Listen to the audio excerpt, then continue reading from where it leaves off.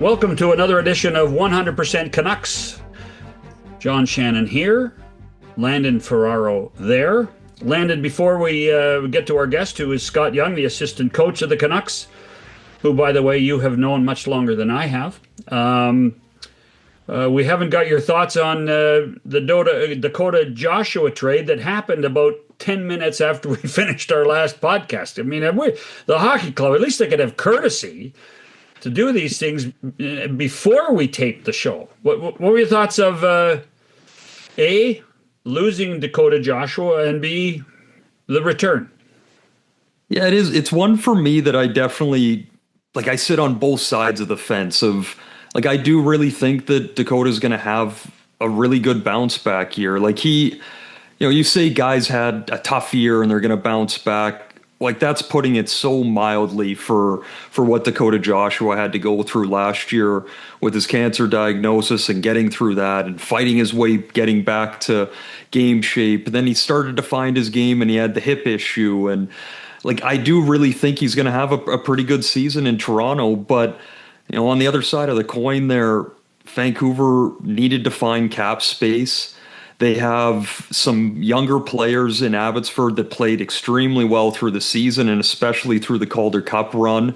And they need to clear some space on the roster for them as well. And when you look at what Dakota's making and where those players could maybe jump in and fill, it made a lot of sense. And, again, it's tough because I think he would have been a pretty good player for the Canucks this year. But looking at it as a whole, I think it needed to be done. I think that it opened up a decent amount, and I think the Canucks are still going to have another move in them here that to me, whether it's opening up a bit more or just bringing a player in, they needed that space, and he was kind of, I don't want to say the easy solution, but he was the best solution for that situation. So let me ask you this, because I think as the summer had gone by, we talked about how, quite frankly, physical this hockey club was going to be. And part of the list of names that we used all the time was Dakota Joshua.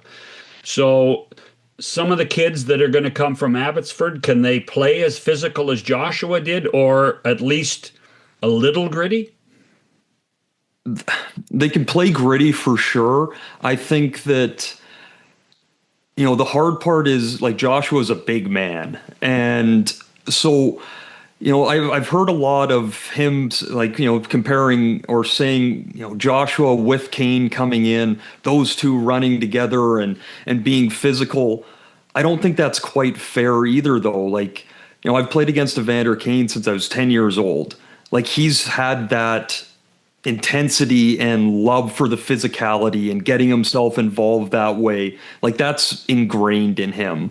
I think with Joshua, he would have moments of it. You needed to, kind of remind him from time to time that you're a big guy. You have to get in there and throw it around a little bit.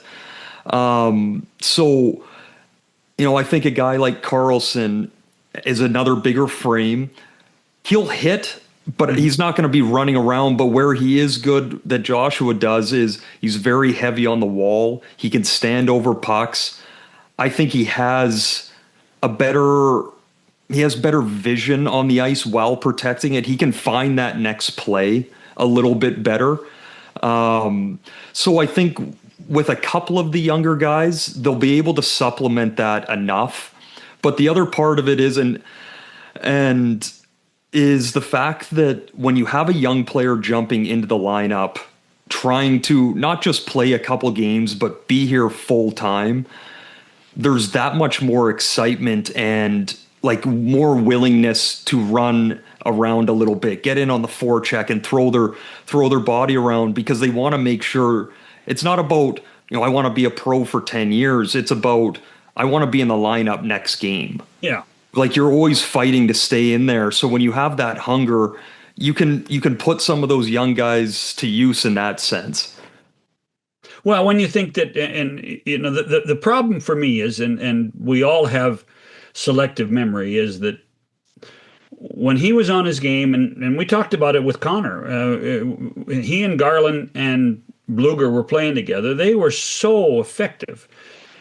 but the time that they did it was so finite because at one point one of them would always get hurt.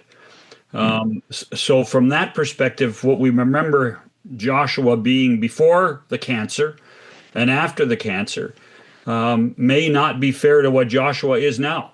And to me, I understand what you're saying, but I must admit I was a little disappointed that he did have to leave for all the reasons just suggested, whether it was bringing younger guys up, guys that they actually can move back and forth easier to Abbotsford, and save some money by the same instance. So from and I think that's the hard part, right? Yeah. Is the fact that, you hear the line, it's a business. And sometimes you can be so excited for that bigger contract, and rightfully so, he earned it. But sometimes when you get the more money and things happen and the organization's always shifting and always having to try and adapt to what's happening now, not just what's happened in the past, it doesn't even really become about the player anymore. It becomes about the dollar. Right. And that's where it gets tough. That's where the salary cap becomes such a factor. Yeah. And we lose emotional attachment to players because it ends up being such a business. All right. Hey, today's guest is Scott Young, who was a really, really good player in this league for a long period of time. He won the Stanley Cup twice, once in Pittsburgh, once in Colorado with Adam Foote, and was a 40-goal scorer, was part of the U.S. Olympic program a couple times, once as a player and once as a coach. But if memory serves me, you were running around a locker room in St. Louis, and Scott Young's sitting at a stall, 3 away from your dad, right? It was something like that. Yeah, my dad got traded his last year from Atlanta to St. Louis for kind of one last kick at the can, trying to win a cup. But sadly, didn't quite get there. That team in St. Louis was so good. But I was a 10, 11-year-old kid, just running around, loving everything, just trying. I remember those were when the TPS response, the yellow one piece came out, and they had sent a bunch for Al McInnes, and he didn't like him at all. So I had those things chopped down to halfway, shooting them all over the place. But it's funny, like for me, all that talent in there, Pronger, McInnes, Pavel Demitra was an unbelievable puck handler and player, and being around all that. But my guy was Freddie Brathwaite. His brother works for the organization here in Vancouver, but as an 11-year-old, like what more do you want? He was always stuffing candy in my pockets, making sure I was all filled up before I left the room. Freddie was my guy. Joel Quenneville, the coach of that team? Yeah, he was. Oh yeah, they were a really good team, and their biggest problem was that they.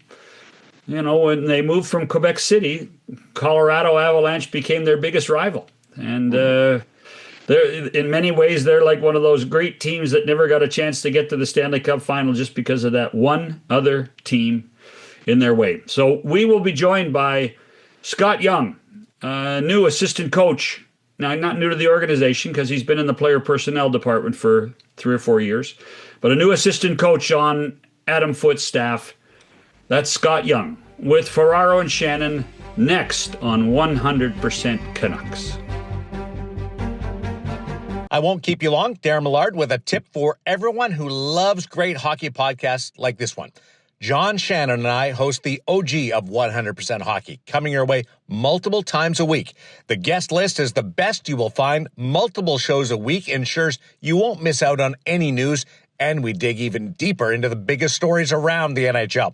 Most of our guests are also friends, so I promise there'll be more conversation beyond the X's and the O's. John really does get bored with that after a while.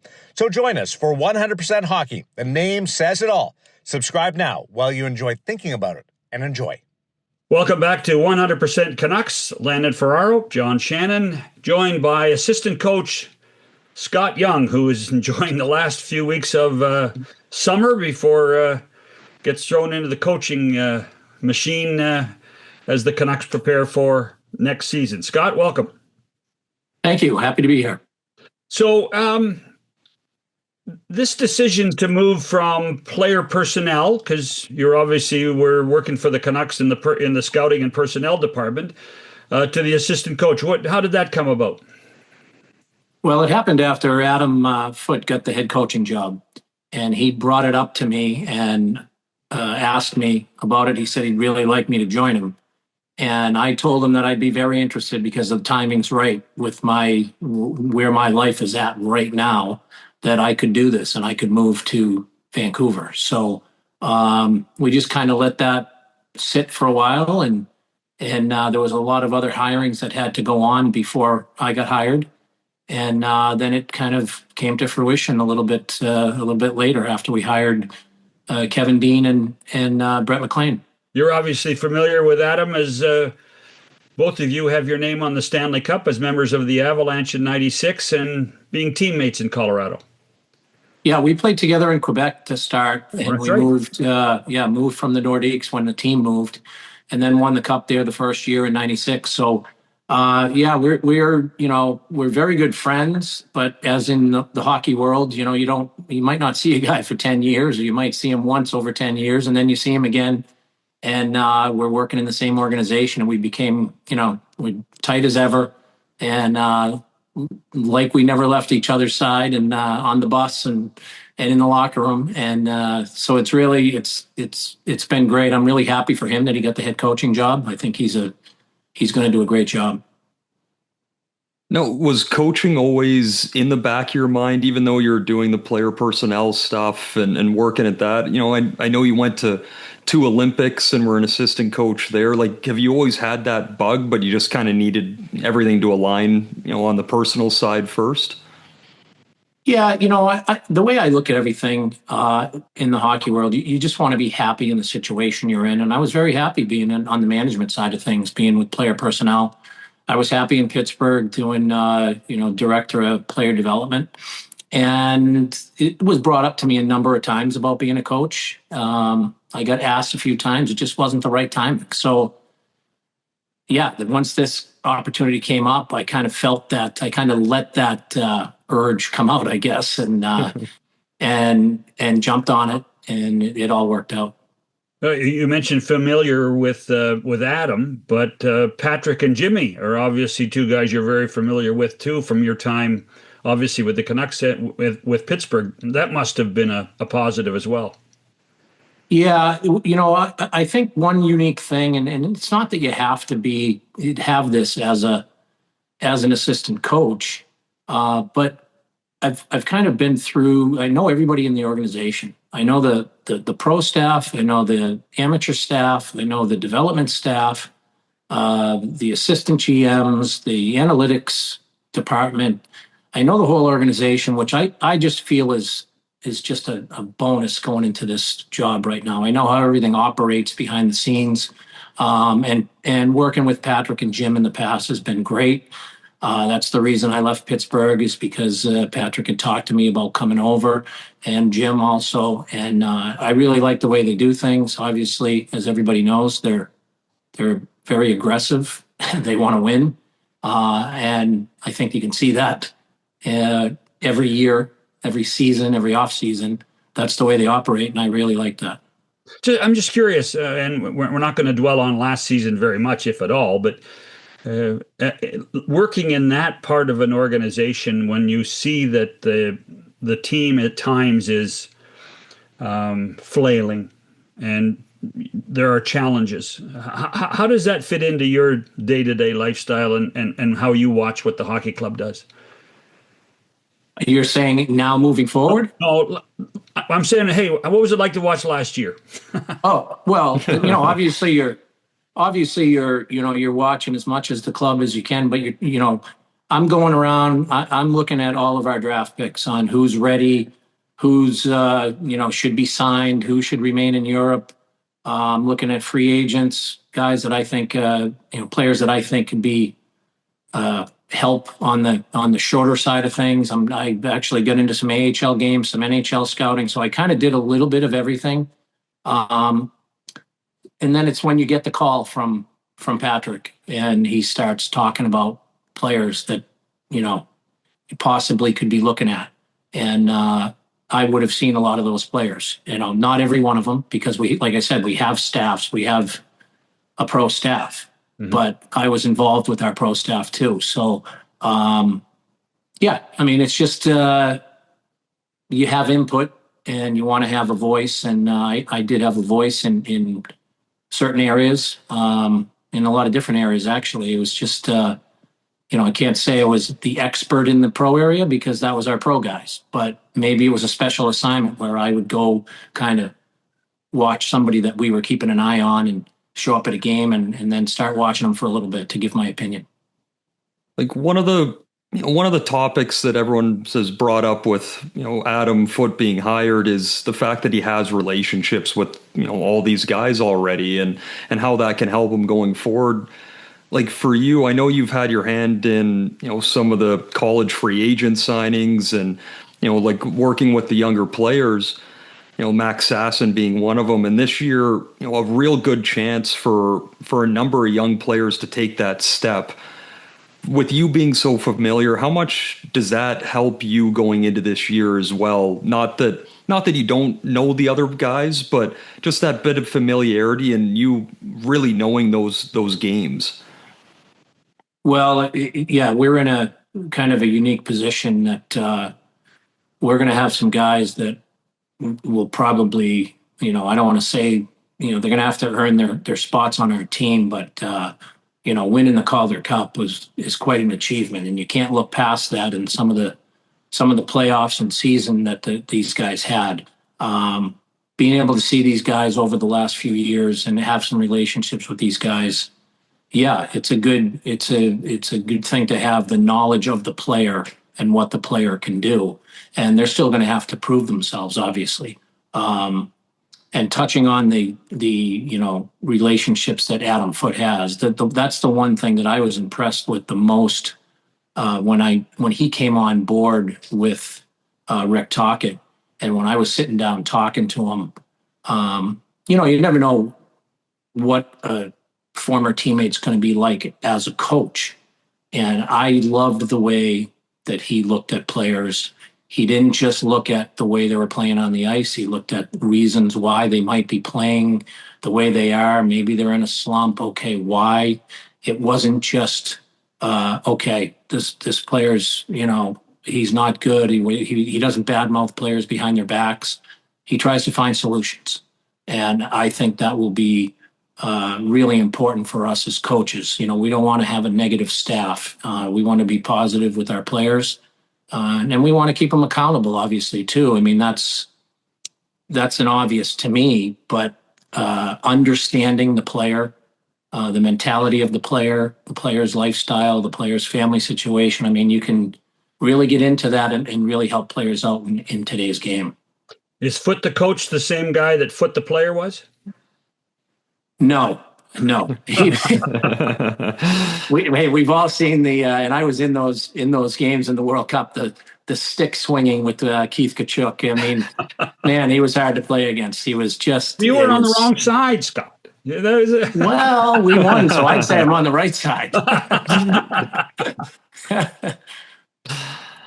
So, but Adam seems to. So, when you're sitting on the bench at the Colisée or sitting at McNichols, you weren't saying, "Boy, this guy's going to be a good coach one day." Well, you don't think like that. You just didn't think like that. He was just he was a warrior on the ice. He'd do anything he could to stop the opposing teams, whoever's out there. But mostly, he was matched against top players. So he'd do anything he could do. But he also understands that every player isn't him. Like some, I guess you could say about some coaches that they coach the way that they played, but he understands that every player isn't Adam Foote, right? Quinn Hughes is not Adam Foote. That's a fact. And they're coached differently. So, no, it was a pleasure to play with him and playing against him when we lost to him and when they won the cup with Ray Bourque, and I was on St. Louis, and we lost to him in the conference final. And man, he gave us fits. He really gave us fits. So hard to play against, but yeah, it's good to be back with them. You were one of those guys in your playing career that, gosh, you did have success a lot of places. What made you effective in this league for the amount for the 1,100 games you played? You know what? I've said this before. I didn't care if once I became a true pro, which it took me a few years to learn how to become a pro. I didn't care the contract, if you're on a one-way contract, if you're making $100,000 or you're making $3 million. Every year I went into, I feared that I could lose my job, and that's how I played. I played with that type of urgency because let's face it, there's always young guys coming up. Hey, there's 7 rounds of the draft every year. Well, there's always new players. There's always young players coming up. There's trades being made. There's everything, and I just feared that I played for my job every year. I never took it for granted, and it was really an inner drive that allowed me to do that. And I said, I want to play in this league a long time. Once I finally figured out how to be a pro, and even like I worked out by myself. I put a gym in my house. I worked out on my own. So it was self-motivation. And I don't know that some players could do that. They like to work out. You get motivated working out with other players, and that's fine. But I always lived a little outside of Boston, about an hour from Boston. So it was really difficult for me to go in and work out with a bunch of other guys. So it was just self-motivation. So looking at this year, and you're going to be behind the bench and you're working with the guys, like what's the part that excites you the most? Is it being on the ice and working with individuals? Is it, who knows, video? Like, do you like helping guys go through that way? Like, what's the part that as soon as you signed on the dotted line, you knew you were going to be doing this year, you're like, I can't wait to do this? I can't wait to develop relationships with the players and go on the ice with them, work on things, and then see them pull it off in a game, see these things work in a game, have them, trust me and the rest of the staff as a coaching staff, trust us and rely on us, come to us, be a sounding board for us and develop those relationships. I can't wait to have that. That's something that's, you miss when you leave the game, and now you're there, you're in the heart of it, and you're in the thick of things, and you just want to help these guys get better and better. And obviously we want to win, and we're hoping that we can bring us over the top. And it comes from the staff and them, having trust in us that we have their backs, and we're going to have their backs as players. Do you view yourself as a communicator? Yes, I'm a pretty honest guy, and I find I'm more of a one-on-one, player to player. Grab a player on the ice, talk to them, maybe grab a player in my office, or grab a line, work with them instead of maybe a presenter, video presenter, which I can do, but I think we have guys that have a lot of experience doing that. But I'm more of a one-on-one guy, and I think that goes a long way with the players. Is that Jack Parker? Jack Parker, when I sat across, I get recruited by a number of schools, and I sat across the desk from him. When I get recruited at BU, I said, I want to play for this guy. I knew it right away. So that's, hopefully you have that effect that, when players look at you and they look you in the eye and you're talking to them, they're like, okay, I like this guy. I want to play for this guy. So I guess it must have meant something for you to see Jack Parker go to the Hockey Hall of Fame.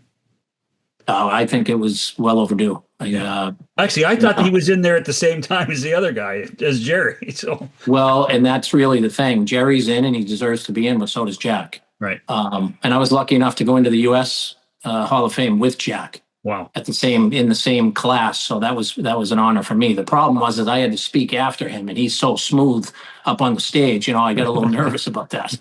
Yeah, I gotta tell you, there's one cool thing that you and I have in common, although you wouldn't remember, but I was in charge of television in Calgary in 1988.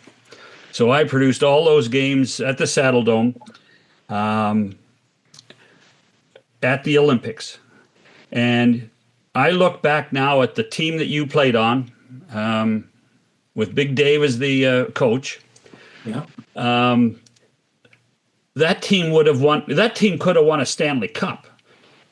When you look at the names that on that team that you played on, when you think of Mike Richter and Brian Leach and Tony Granato, you had an unbelievable hockey club. And you made a difference.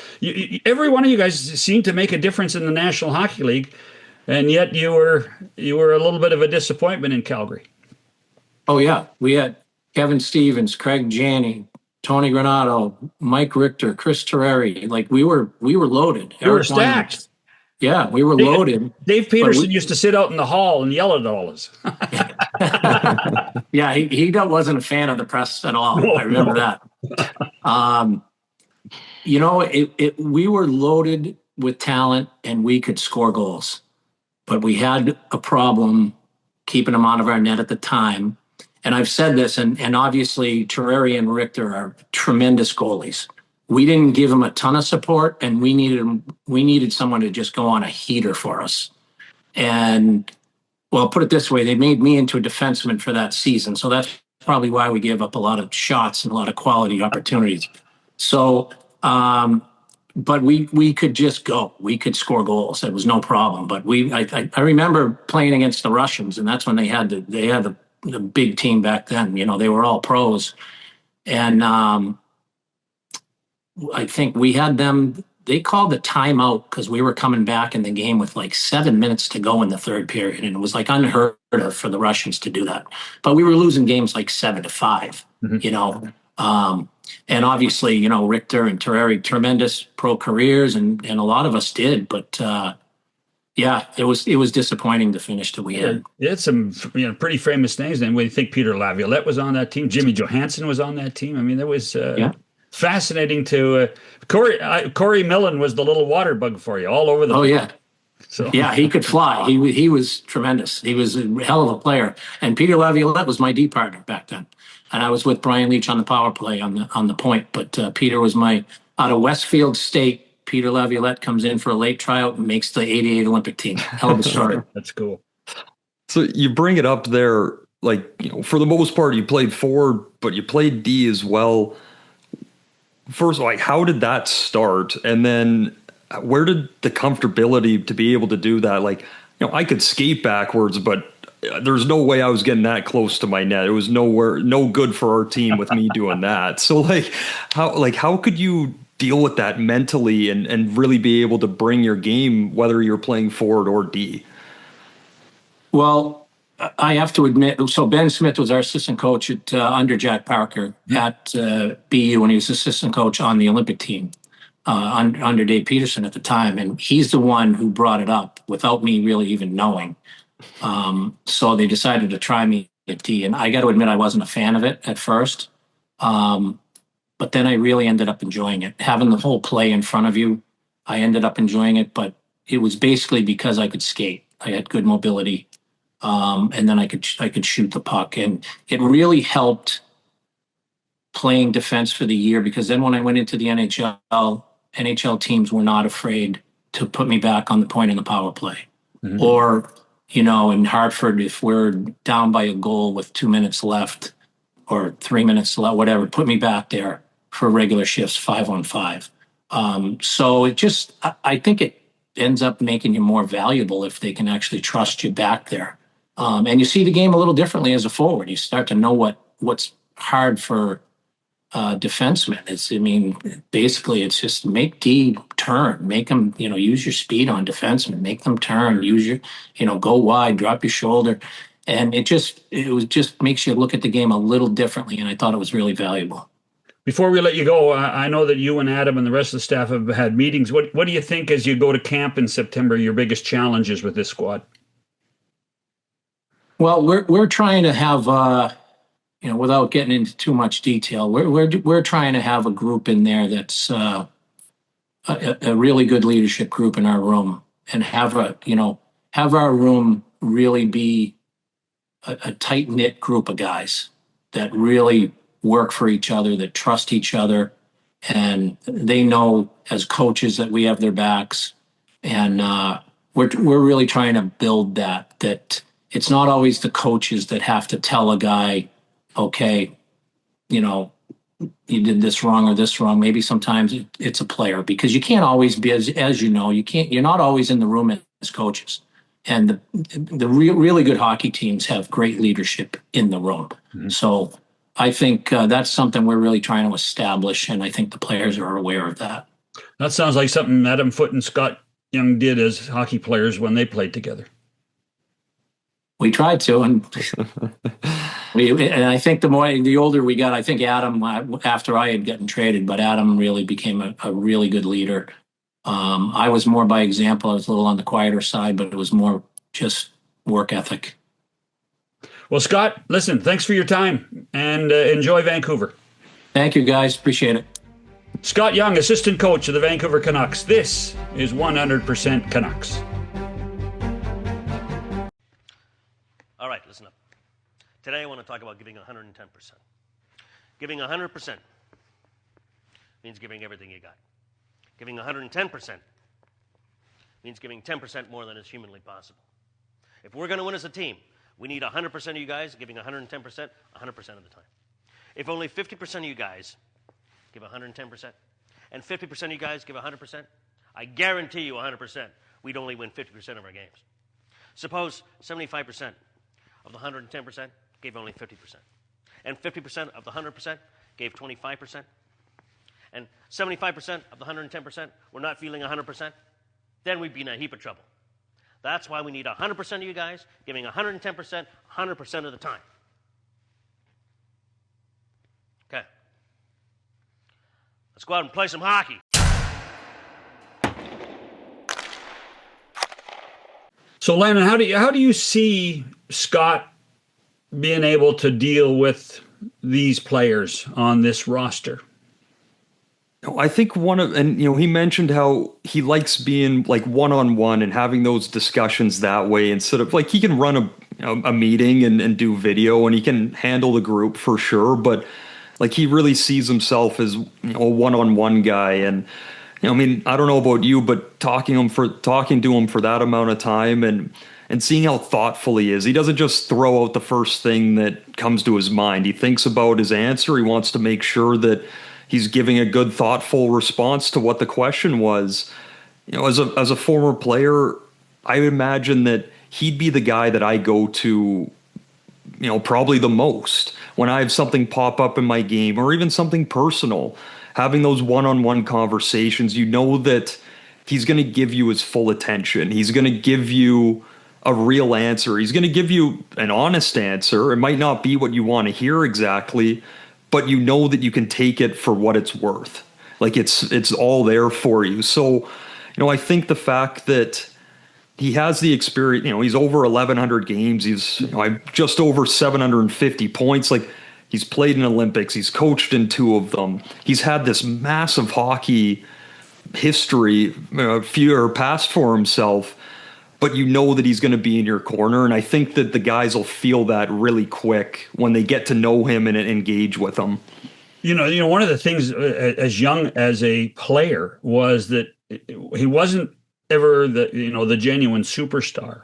I think you can hear it when he talks about how he had to work at the game. But he was one of those guys that always seemed to be able to score clutch goals.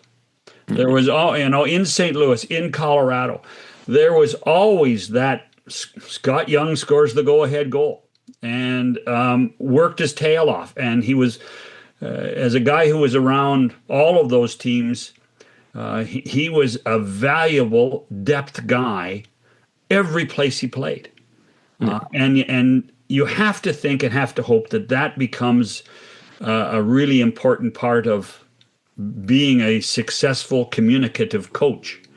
And I don't think you're going to get a lot of flowery discussion from Scott Young when he's telling you what you did right or what you did wrong, but it's going to be valuable information. Yeah, I think so. And I think it's interesting, and I think we've had this discussion before as well, of how it's not always the superstars that want to be coaches that become the best coaches. Superstars can't be coaches. Yeah, it's because it's hard to explain, right? Yeah. But for a guy that, on top of it, gets moved to defense to play in the Olympics and this. Like, I remember when I grew up playing, I was a centerman all the way up through junior, and I get to my first year of pro, and all of a sudden, I played some center, but I started getting bumped out to wing, and because I wasn't the biggest guy, and you try and find more spaces, and it was a really tough transition, not being in the middle of everything all the time. But when someone would tell me that and try and work with me, unless they've been in that position, it's tough to really take them at their word, because they're like, it's not that hard, just go play out there. But you look at Scott and his career, and anything that those the coaching staff is going to talk to a player about, like, Scott's probably been in that position. And not only that, but he was a depth guy. And then it's not like, the superstar on the team was just one guy, and he was a really good player. Like, you look at his teammates all the way from the beginning of his career to the end, like, they are some of the best players to ever have played the game. Yeah.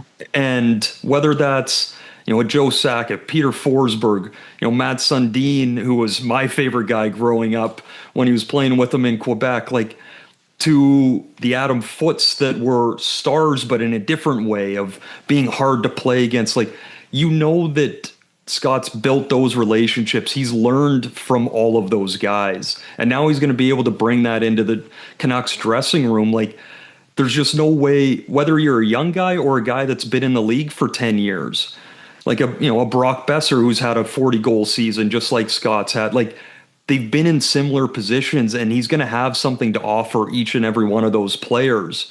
Like, that's where I think the biggest benefit of him being on that coaching staff is really going to come through.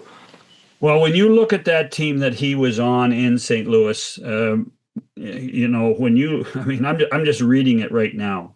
Pavel Dmitrik, Keith Tkachuk, Doug Waite, Chris Pronger, Al McInnes, Scott Mellenby, Jamal Myers was on that team. Who was their goaltender? That's where it doesn't get as impressive. Yeah, that's right. It was Brent Johnson. That's right. Brent Johnson played 58 games last year. That year. That was amazing. But yeah. Derek Jackman was he was a tough, hard-nosed hockey player. They just hit the wrong team. There's some good leadership there too. When you think your dad was there, Mike Keane was there for a while. Yeah. That would have been a fun dressing room to be around. It would have been, for sure. As a little kid bombing around, I definitely didn't fully appreciate it. But just a little side one, so they ended up losing to Detroit in the second round. And I'll always remember after the game, I flew in with my older brother to watch it, because we knew that, if they lost, it was going to be my dad's last game in the NHL. And, I remember coming around to the Zamboni entrance and seeing my dad, and I just broke down, right? Like, as a 10-year-old, I knew I never was going to see my dad play again. And then you flash forward so many years, I get drafted by Detroit. I get called up for the very first time. It's at the Joe. And I walk in the wrong entrance because I don't know where I'm going. And the first thing I see is the Zamboni parked where it was. And it was exactly where I saw my dad the last time. Like, just, the hockey world, it's crazy how everything comes back around, and all of a sudden now you're in the position starting your career where the last time I was there was watching my dad's end. Okay, so here's the crazy part, and it's what we call in the business a segue. So you have been involved in games where your dad is the commentator, correct? Mm-hmm. Yep. And the next guy we talked to on 100% Canucks has had the same situation happen to him. So next week on the show, as we enjoy the rest of summer, is Jake DeBrusk. And he had a lot more fun with his than I did. We'll tell you what, that'll be part of the debate next week when we talk with Jake DeBrusk. I'm John Shannon for Landon Ferraro. Thanks for listening or watching 100% Canucks.